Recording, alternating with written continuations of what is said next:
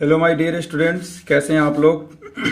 आज का अपना ये वीडियो मैट्रिसेस पे थर्ड लेक्चर का वीडियो है। अगर आपने सेकेंड लेक्चर का वीडियो देखा होगा तो उसमें आप लोगों ने ऑब्जर्व किया होगा कि हम लोगों का मल्टीप्लिकेशन ऑफ मैट्रिसेस हम लोग डिस्कस कर रहे थे। इसी दरमियान हमने अपने वीडियो को टर्मिनेट कर दिया था। ठीक वहीं से आज ये वीडियो कंटिन्यू कर रहे हैं जहाँ तक पिछले वीडियो में बताया गया था। देखिए, अभी हमारे पास टू मैट्रिसेज हैं ए एंड बी, वो यहाँ पे दिया हुआ है ए एंड बी। आपको फाइंड करना है A B, A into B and B A, B into A if possible. यहाँ पे लिख लीजिए, अगर संभव है तब ऐसा ज्ञात करना है आपको ए बी। एंड इसके बाद आपको pass your comment over the equality of A B and B A. A B और बी ए जो मैट्रिसेज मिलेंगे, फाइंड आउट होंगे, क्या ये दोनों आपस में इक्वल होंगे या नहीं होंगे, इसके बारे में आपको बताना है। तो सबसे पहले तो हम ए बी फाइंड कर लेते हैं। तो ए बी फाइंड करने का मतलब हो गया कि ए देन बी। तो ए मैट्रिक्स मतलब ये वाला मैट्रिक्स पहले आप लिख लीजिए, फिर बीच में ये इंटू है और फिर बी मैट्रिक्स यहाँ हमने लिख लिया। अब इसको इंटू कैसे करेंगे दोनों को पिछले वीडियो में बताया गया था, हालांकि यहाँ पे फिर से मैं एक बार उसको रिपीट कर रहा हूँ। देखिए, पहले मैट्रिक्स का फर्स्ट रो लेना है, पहला रो, और ये रो यहाँ से ऐसे लेना है और इसको ले जाके फर्स्ट कॉलम के साथ ऐसे इस पे इंटू करना है। फर्स्ट कॉलम के करस्पॉन्डिंग एलिमेंट के साथ इंटू करना है। ये करस्पॉन्डिंग एलिमेंट का मतलब क्या हुआ? संगत अवयव। संगत मीन्स कि इसका पहला इसके पहले के साथ, इसका दूसरा इसके दूसरे के साथ, इसका तीसरा इसके तीसरे के साथ, और इंटू करके आपस में इसको ऐड कर देना है। यहाँ पे देखिए हमने ऐड कर दिया। जैसे 1 इंटू 2 2 होगा, 2 इंटू 1 ये इसके साथ इंटू होगा तो फिर से 2 होगा, और 3 इंटू 1 3 होगा, और इन सबों को आपस में ऐड कर दिया। ठीक इसी तरीके से ये पहले कॉलम्स के साथ तो हमने कर लिया। अब यही रो सेकेंड कॉलम्स के साथ जाएंगे। तो 1 इंटू 1 1 हो गया, 2 इंटू 0 करस्पॉन्डिंग एलिमेंट के साथ 0 हो गया, एंड 3 इंटू -1 -3 हो गया। ये -3 है यहाँ पे, ये -3 है। ठीक है, ठीक ये पहला रो ठीक इसी तरीके से अब इसके साथ थर्ड कॉलम्स के साथ जाएगा। तो ये पहला पहले के साथ 1 इंटू 3 3, 2 इंटू 1 2, 3 इंटू 2 6 हो गया। अब ये हो गया पहला, ये अब दूसरा रो यहाँ से उठाएंगे। ये तो पहला रो इनके तीनों कॉलम्स के साथ इंटू हो गया, लिख दिया हमने।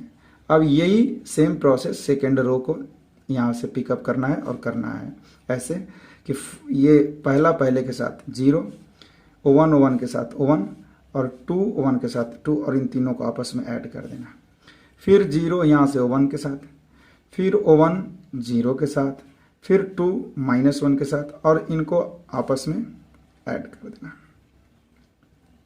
-2 है। फिर इसके बाद ये ऊपर इनके साथ जाएगा अपना सेकेंड रो थर्ड कॉलम के साथ। तो 0 3 में इंटू होके हो जाएगा अपना 0, और 1 में इंटू होके हो जाएगा 1, ये +1 है, और 2 में इंटू होके हो जाएगा 4। समझ गए? अब यहां से थर्ड रो लेना, ये वाला, ये तो -1 -2 के साथ -2, 1 के साथ आपस में ऐड भी कर रहे हैं, 3 1 के साथ 3। अब फिर ये दूसरे कॉलम के साथ 1 -1 -1, 1 0 के साथ 0, 3 -1 के साथ -3, -1 -3 के साथ -3, 1 के साथ 1, 3 2 के साथ 6। आपने देख लिया कैसे हमने किया। अब इसको ऐसे भी लिख सकते हैं, इसको फाइनल ऐसे लिख लीजिए। ये कितना हुआ ऐड होने के बाद? 2 4 7 7, ये -2, ये 11, ये वाला कितना हुआ भाई? 3 2 -2 0 5, ये कितना हो गया 2 -4, ये अपना 4 हो गया। तो ये भाई आ गया अपना ए बी। ठीक है, अब इसी तरीके से आपको बी ए फाइंड कर लेना है। बी ए में बी पहले रखेंगे, ए बाद में, तो बी का रो ए के कॉलम के साथ जाएगा। इधर जो पहले रहेगा उसका रो उठाना है और इस बाद वाले में कॉलम में ले जाना है। समझ गए क्या? हाँ, अब उसके बाद देख लेना दोनों मैट्रिक्स अगर इक्वल हो रहे हैं तो लिखेंगे कि दोनों इक्वल है, अदरवाइज नॉट लिखेंगे। तो देख लिया आपने कि कैसे प्रोडक्ट फाइंड करते हैं। अब इसके बाद क्या है, कुछ पहले तो यहाँ पे ये इससे संबंधित कुछ नियम पढ़ लेते हैं, लिखते हैं। Laws of multiplication. ठीक है, ऐसे लॉज ऑफ नहीं, लॉज ऑन मल्टीप्लिकेशन लिखिए। गुणा से मल्टीप्लिकेशन ऑफ मैट्रिसेज।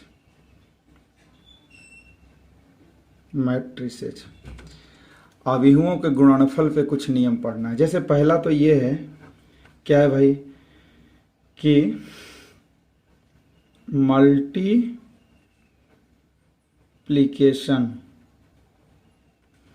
ऑफ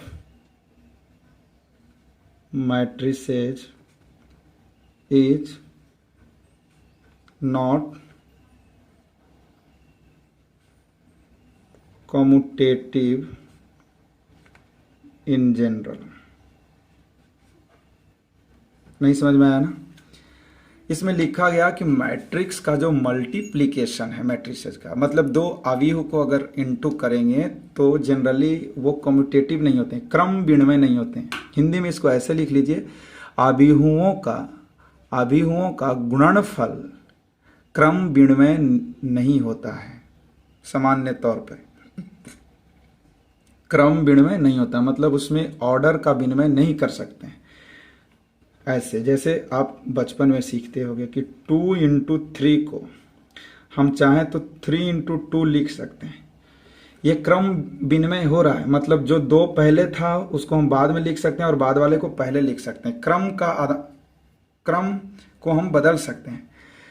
यहाँ पे ऐसा था, लेकिन मैट्रिक्स में आप ऐसा नहीं कर सकते। A × B को B × A नहीं लिख सकते हैं, जनरली ऐसा नहीं होता है।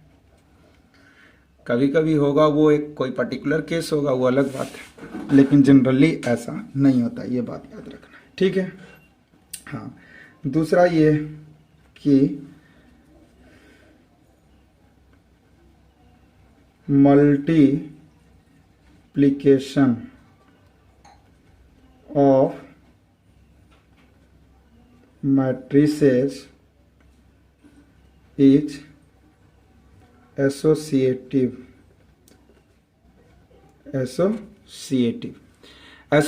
को हिंदी में कहते हैं साहचर्य नियम। मतलब अवयव के गुणनफल साहचर्य नियम का पालन करते हैं, ऐसे लिख सकते हैं। साहचर्य नियम का मतलब क्या होता है, जैसे देखिए 2 × 3 × 5, अभी क्या ब्रैकेट में 3 × 5 है, आप इसको ऐसे लिख सकते हैं 2 × 3 × 5। ये नंबर्स के प्रोडक्ट में भी होल्ड होता है, मतलब ये इसके साथ इनक्लोज कर सकते हैं, 3 को 2 के साथ, दोनों रिजल्ट सेम रहेंगे। ठीक इसी तरीके से मान लीजिए आपके पास 3 मैट्रिक्स है, तो A × B × C को आप AB × C लिख सकते हैं, बशर्ते कि ये मल्टीप्लिकेशन के लिए कन्फॉर्मल होना चाहिए। मतलब जब मल्टीप्लिकेशन ही ऑब्टेंड नहीं होगा तब हम इसकी तो बात ही नहीं करेंगे। B × C भी पॉसिबल होना चाहिए, A × B भी पॉसिबल होना चाहिए, ये बात बराबर होती है। तो ये साहचर्य नियम है मैट्रिक्स का, एसोसिएटिव लॉ को मानता है। ठीक है, अब तीसरी बात ये है कि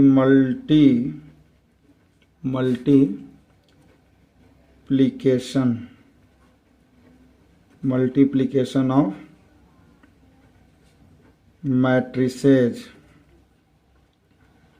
इज डिस्ट्रीब्यूटिव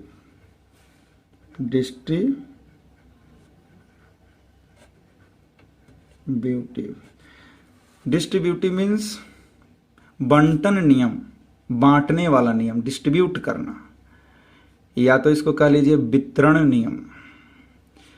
अवयव का गुणनफल डिस्ट्रीब्यूटिव वितरण नियम का पालन करता है। कैसे, ऐसे पहले समझिए। बचपन में हम क्या सीखते थे, 2 इंटू 3 को ऐसे इंटू करना है, 2 को इंटू करना है 3 + 5। तो हमें सिखाया जाता है बेटा पहले ब्रैकेट को ब्रेक करना है, तो ब्रैकेट को ब्रेक करने से 5 और 3 को ऐड करना पड़ेगा तो 8 मिलेगा, 8 में 2 से इंटू करेंगे 16 मिलेगा।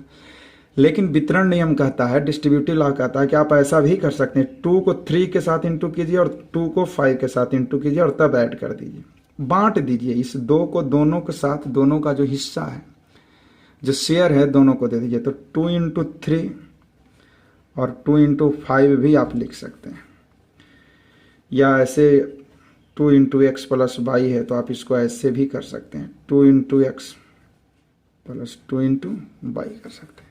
ठीक इसी तरीके से मैट्रिक्स में मान लीजिए कोई मैट्रिक्स बाहर है और अंदर में कोई 2 मैट्रिक्स आपस में ऐड है या सब्ट्रैक्ट। चलिए ऐड पे बात करते हैं। तो इसको हम वितरण डिस्ट्रीब्यूट कर सकते हैं, ए को बी के साथ दे सकते हैं प्लस ए को सी के साथ दे सकते हैं। ये सी मैट्रिक्स को रिप्रेजेंट कर। फिर बार बार मैं बोल रहा हूं कि ऐसा तभी कर सकते हैं जब ये दोनों प्रोडक्ट के लिए कन्फॉर्मल हो। मतलब पहले तो प्रोडक्ट मल्टीप्लिकेशन पॉसिबल होना चाहिए ना, पॉसिबल ही नहीं है तो ऐसे हवा में थोड़ी बात कर लेंगे कि ऐसा होता है। ठीक है, हाँ, तो ये डिस्ट्रीब्यूटिव होते हैं। तो ये बेसिक नियम्स हैं, बेसिक तो आपको पता ही होना चाहिए। अब इन सबों का प्रूफ के चक्कर में अभी तुम मत पड़ो, कुछ सवाल लगाते लगाते खुद ही समझ जाएंगे आपकी इसको हम कैसे प्रूफ भी कर सकते हैं। ठीक है, तो ये मल्टीप्लिकेशन से रिलेटेड कुछ नियम आपने देखा। अच्छा, एक चीज़ मैं यहाँ पे आपको याद दिला दूँ, नोट पॉइंट करके लिख लीजिए। देखिए, आप 1 से किसी भी नंबर में इंटू करते हैं तो आपको रिजल्ट के रूप में क्या मिलता है। जैसे 1 को 5 में इंटू किया तो 5 ही मिलेगा, या तो 5 में 1 इस साइड से इंटू किए, देखिए इसको प्री मल्टीप्लिकेशन बोला जाता है, पहले मल्टीप्लाई किए, और इसको पोस्ट मल्टीप्लिकेशन बोला जाता है, तो भी हमें 5 मिलेंगे। ठीक इसी तरीके से यहाँ पे समझना है, क्या समझना है, ये जो आई है यहाँ पे आइडेंटिटी मैट्रिक्स, मैट्रिक्स में आई को क्या कहते हैं, आइडेंटिटी मैट्रिक्स बताया गया आपको। आई को किसी मैट्रिक्स के साथ अगर इंटू करोगे तो क्या मिलेगा, जैसे O1 के जैसा यहाँ पे आई काम करता है।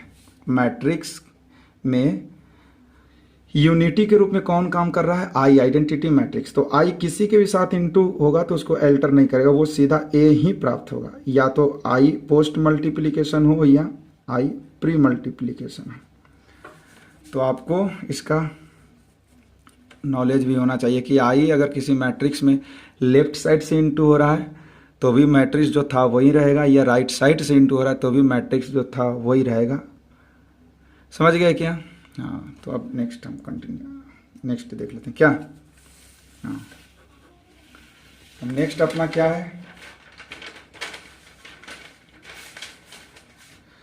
तो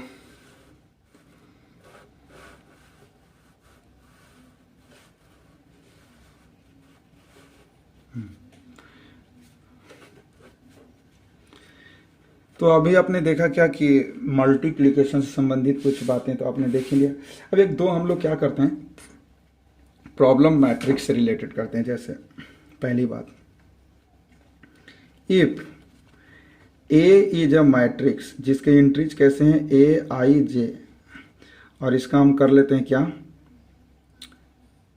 2x3 कर लेते हैं। ठीक है, 2x3, देन एंड ए आई जे जो है वो किस तरीके से डिफाइन है, देखिए यहाँ पे ये समझना है आपको। ए आई जे का डेफिनेशन है हाफ इंटू आई प्लस जे, हाफ इंटू आई प्लस जे। देन फाइंड करना है आपको, क्या फाइंड करना है बताओ, फाइंड करना है 3a और क्या कर लेते 3a प्लस, नहीं बस 3a ही रख लेते हैं, 3a रख लेते हैं, समझिए क्या 3a रख लेते हैं, फाइंड 3a। पहले एक सिंपल एग्जांपल देख लेते हैं फिर देखेंगे। तो पहले तो आप देखो आई क्या होता है, आई होता है रोज को, ए मैट्रिक्स है तो पहले इसको लिख लीजिए आप। ए का ऑर्डर क्या है 2 रोज और कॉलम्स कितने हैं 3, तो यहाँ 2 क्रॉस 3, तो 2 रोज। पहले रो के एलिमेंट्स लिखो तो यहाँ पे कौन आएगा, यहाँ पे आएगा A11 आएगा, A11 आई का वैल्यू 1, जे का, ये पहले हमने बताया है 1 1 क्यों आया भाई, तो इसको यहाँ से समझो, इस तरह हम इसका रफ कर रहे हैं। ये R1 है और ये C1 है, तो R1 और C1 जहाँ पे कटता है इसको बोलते हैं A11।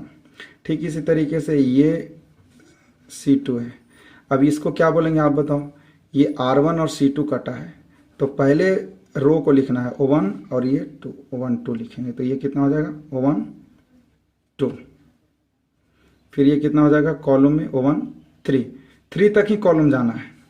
अब नीचे आ जाएंगे, इसको क्या लिखेंगे, दूसरा रो, सेकंड रो आ गया तो 2 और पहला कॉलम ये, फिर दूसरा रो दूसरा कॉलम, फिर दूसरा रो और तीसरा कॉलम। ठीक है तो अब इसको लिखेंगे। अब आप बताओ, यहाँ पे हम रफ वर्क कर लेते हैं, रफ वर्क इधर कर लेते हैं। A11 क्या होना चाहिए, तो Aij का डेफिनेशन क्या है, Aij का है कि हाफ इंटू आई प्लस जे, तो आई भी O1 जे भी O1, तो 1 प्लस O1, तो 1 1 2 2 से 2 कट गया तो आ गया O1। अच्छा A12 क्या होना चाहिए, हाफ और इन दोनों का सम ब्रैकेट में, तो 1 प्लस 2, तो कितना हो गया 3/2, और ये कितना होना चाहिए 1 3, तो हाफ और इन दोनों का सम, तो 3 1 4 और 2 कट गया तो कितना हो गया 2 हो गया, समझ गए। इसी तरीके से 2 1 क्या होगा, तो A21 क्या हो जाएगा, तो हो जाएगा हाफ और 2 प्लस 1, तो कितना हो जाएगा 3/2, फिर ये कितना होगा, इन दोनों को ऐड कर देना है और 2 से डिवाइड कर देना है तो कितना हो जाएगा 2, फिर ये कितना होगा 5/2, तो ये हो गया भाई अपना ए मिल गया। अब हमें फाइंड करना है 3a, तो 3 क्या है, एक स्केलर है, तो 3 से मैट्रिक्स में इंटू करेंगे, कौन से मैट्रिक्स में इंटू करना है, ए में, ए कहाँ, ये ए यहाँ पे, तो 3 इसके अंदर जाएगा। तो जब भी कोई नंबर मैट्रिक्स में इंटू होता है तो वो मैट्रिक्स के अंदर चला जाता है, तो ये 3 अंदर जाकर, और मैट्रिक्स के अंदर जितने लोग बैठे हैं, जितने एलिमेंट्स हैं, वो प्रत्येक में इंटू हो जाता है। तो क्या होगा 3 और 1 में इंटू होगा तो 3 होगा, ये होगा 9/2, ये होगा 6, ये फिर क्या हो जाएगा 9/2, ये हो जाएगा 6 और ये हो जाएगा 15/2, तो ये हो गया अपना 3a बनकर तैयार हो गया। समझ गए क्या। अब देखिए मैं असाइनमेंट के रूप में आपको एक प्रॉब्लम दे रहा हूँ, आपको तो ये करना है, ठीक है, जैसे, क्योंकि जब तक आप प्रॉब्लम नहीं करोगे तो ऐसे देखने से तो कुछ होने वाला नहीं है। आप लिख लो इसको, देखो असाइनमेंट, इफ ए कोई मैट्रिक्स है जिसका इंटीज ए है, 3x3 का है, ठीक है, एंड Aij कैसे दिया जा रहा है, Aij कैसे दिया जा रहा है बताओ, Aij दिया जा रहा है i plus 2j divided by 3 से दिया जा रहा है। Then find 5a and a square, समझ गए। ऑल्सो इसी में हम और बढ़ा दे रहे हैं, ये 3 फाइंड करने से बहुत कुछ सीख जाओगे आप। ऑल्सो फाइंड करना है 5a माइनस a स्क्वायर, ये सब आपको फाइंड करना है, ठीक है। हाँ, ये अब ट्राई करो, हम तब तक आगे इस वीडियो को बढ़ाते हैं। आगे हमें क्या देखना चाहिए, अब कुछ डेफिनेशन फिर से जानना पड़ेगा, कुछ और भी डेफिनेशन है जो इम्पोर्टेंट है, उसको जानना जरूरी है। वो क्या है, यहाँ देखो, पहला तो ये है transpose of matrix, transpose of matrix, इसको हिंदी में क्या बोलते हैं? आव्यूह का परिवर्त, आव्यूह का परिवर्त, ये डेफिनेशन जानना है, ठीक है। ट्रांसपोज ऑफ मैट्रिक्स, तो देखिए, let A B a matrix of order m cross n, then its transpose की हम बात कर रहे हैं, किसका ट्रांसपोज?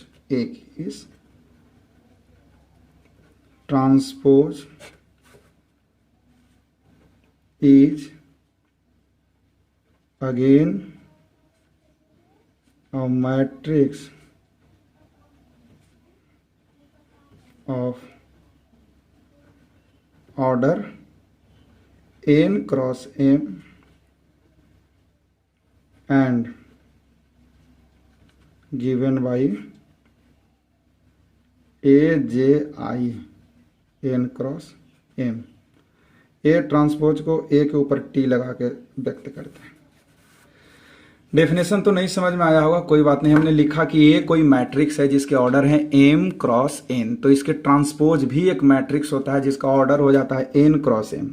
मतलब m और n आपस में इंटरचेंज हो जाते हैं और i के जगह पे j के जगह पे i हो जाता है। समझ गए?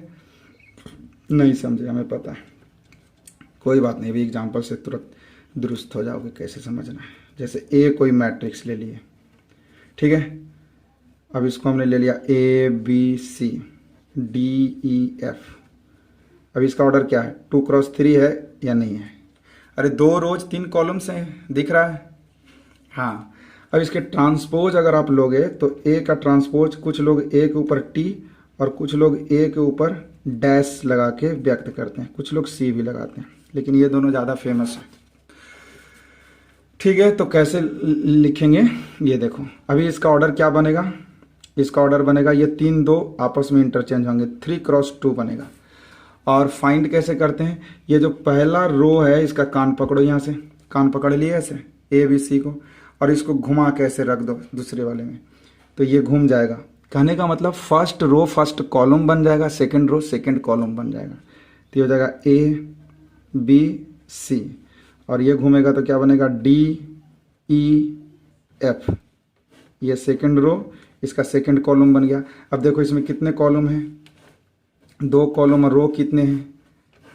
3 रोज हैं, तो 3 रोज 2 कॉलम के बन गए, तो ये बन गया ए का ट्रांसपोज। नहीं समझे? अच्छा, इसमें ऑब्जर्व करो, क्या ऑब्जर्व कर रहे हो? देखो इस एलिमेंट का क्या पोजीशन है, इसमें A11 की जगह पे कौन है? A है। इसमें A11 की जगह पे कौन है? इसमें भी A है। अच्छा, इसमें A12 की जगह पे कौन है? A12 का पोजीशन किसके लिए है? देखो अब ध्यान से, तो 12 ये B है, लेकिन अब इसमें 12 देखो, तो ये 12 पे कौन है? D है। तो ये B गया कहाँ? तो B आ गया यहाँ पे, देखो 2 1 में आ गया, 2 1 में आ गया। तो इन दोनों को ध्यान से देखो। ट्रांसपोज मैट्रिक्स में एक्चुअली होता क्या है कि AIJ के जगह पे AJI चला जाता है और AJI के जगह पे AJI चला जाता, इंटरचेंज हो जाता है। ये यहाँ आ जाएगा, ये यहाँ चला जाएगा। नहीं समझे ना? कहने का मतलब कि ट्रांसपोज लेना है तो AIJ में IJ को इंटरचेंज कर दो, I पहले तो इसको बाद में कर दो और J को पहले कर दो, ये सारे एलिमेंट्स बन जाएंगे। कोई बात नहीं, अभी एग्जाम्पल से समझोगे। देखो हम लोग बात करते हैं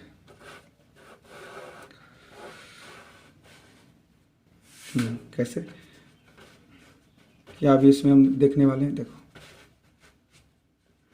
जैसे A है, कोई मैट्रिक्स है, ठीक है। जैसे 2 3 4 5 6 7 0 1 2, तो इसके ट्रांसपोज क्या होंगे? A dash. अब बताओ ये फर्स्ट रो फर्स्ट कॉलम बन जाएगा 2 3 4 5 6 7, ये सेकेंड रो इसका सेकेंड कॉलम बन गया, और ये जो थर्ड रो है थर्ड कॉलम बन जाएगा 0 1 2, ये बन गया ए का ट्रांसपोज। इसमें हुआ क्या, अब ये देखो इसका पोजीशन क्या है A 1 2 है, लेकिन यही 3 इसमें जाकर बैठ गया, यहाँ पे देखो A 2 1 हो गया, तो आई जे इंटरचेंज हुए कि नहीं। अब इसमें देखो इसका पोजीशन क्या है 4, इसका क्या है भाई, तो ये 1 3 हो गया, तो ये 1 3 देखो 4 किस पे जाकर बैठ गया 3 1 पे बैठ गया, ये इंटरचेंज हुआ या नहीं हुआ। हाँ, तो इसीलिए हमने लिखा कि अगर A में कोई A I J है तो A डैश में वो A J I हो जाता है, ऐसा हमने लिखा। समझ गए। अब इसको आप ध्यान से देखो। अब इसमें साथ में ये भी देख लेना है कि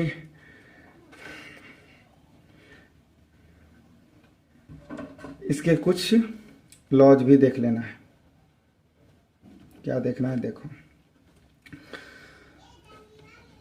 A प्लस B के ट्रांसपोज A के ट्रांसपोज प्लस B के ट्रांसपोज के इक्वल होता है, और ये ठीक निगेटिव में भी होता है, ऐसा भी। समझ गए। तो ये बड़ा इंपॉर्टेंट नियम है, इसका याद रखना है। और प्रोडक्ट में क्या होता है कि ए बी का ट्रांसपोज को डैश से ही बताते हैं, ये B transpose into A transpose होता है, बी ट्रांसपोज इंटू, ये रिवर्स ऑर्डर में चले जाते हैं, बी पहले आ जाएगा ए बाद में। इसको आप प्रूफ भी कर सकते हो, कैसे देखो, ऐसे करो, ऐसे करो। पहला वाला का तो आसान है, मान लो कि ए कोई मैट्रिक्स है, इसका ए आई जे है, ठीक है, एंड बी कोई मैट्रिक्स है जिसके इंट्रीज बी आई जे है। अच्छा, दोनों को ऐड या सब्ट्रैक्ट करने का मतलब इन दोनों का ऑर्डर अवश्य ही सेम रहा होगा, इक्वल ऑर्डर के रहे होंगे। तो ए प्लस बी में कौन आएंगे, ए प्लस बी का मतलब क्या होता है, ए आई जे में बी आई जे ऐड हो जाएंगे, ये हो गया। अब इसका ट्रांसपोज का मतलब क्या हो गया।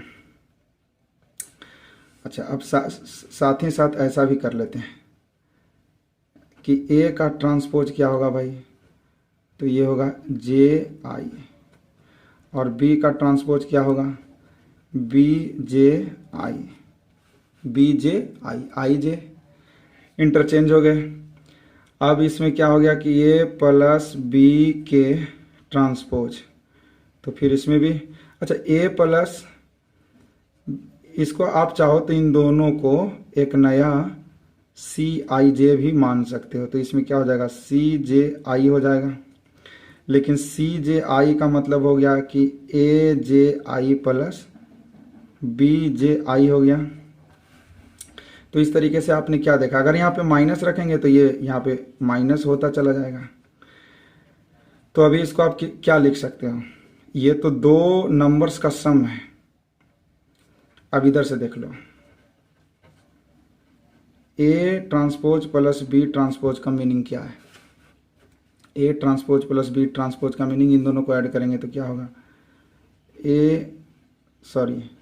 ऐसे ए जे आई प्लस बी जे आई, तो ये दोनों आपस में ऐड होके बन जाएंगे ए जे आई प्लस बी जे आई। तो ये तो ठीक यही चीज़ है, अगर हम यहाँ पे माइनस साथ में लेके चलें तो ये तो ठीक वही आ गया ना, ए प्लस बी के जो होल ट्रांसपोज यहाँ पे आया था, इक्वेशन 1 और इक्वेशन अगर 2 कर लें तो 1 और 2 से हम क्या देख रहे हैं कि दोनों इक्वल है।